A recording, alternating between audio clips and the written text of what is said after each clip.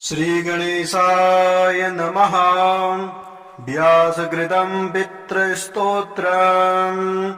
जाबालिरुवाच गुरुन् वद महाभागा वेदव्यास जगद्गुरो। गुरूणां तारतम्यश्च कस्मात् किं फलमुच्यते।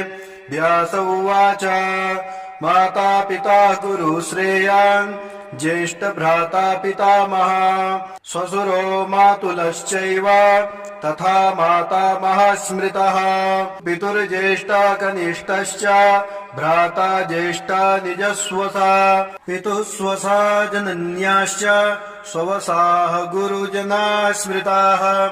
पत्न्या पितामहादीनां तथैव गुरवः स्मृताः। एतेषु हि पिता श्रेयान् गुरुरेव महागुरुः। पिता धर्मः पिता स्वर्गः पिता हि परमं तपः। पितरि प्रीतिमापन्ने प्रीयन्ते सर्वदेवता। पिता यस्य कचिद्दुष्टो न तस्य कस्यचित् गतिः। जपोदानं तपो होमः स्नानं तीर्थक्रिया विधिः।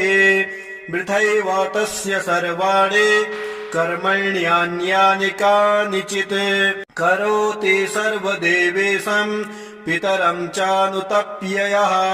अनुतापापितुस्त्रीवं विषं दहति यं सुतं। यदापि विफलं तत्र दग्धचित्तयुक्तबीजवत्। पित्रार्थे पुण्यकर्माणि कुर्यात् सर्वाणि सत्सुतः। तेन ननुमतोऽप्येवं कुर्वन्नेवावसेदते। यत्नातो पितरं यस्तो क्रियत पुण्याश्च कारयेत्। सततपुण्यफलं कोटि गुणमाप्नोत्य संशयम्।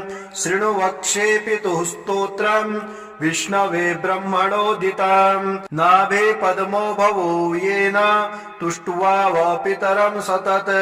ब्रह्मोवाच नमः पित्रे जन्मदात्रे सर्वदेवमयाय च। सुखदाय प्रसन्नाय सुप्रीताय महात्मने। सर्वयज्ञस्वरूपाय स्वर्गाय परमेष्टिने।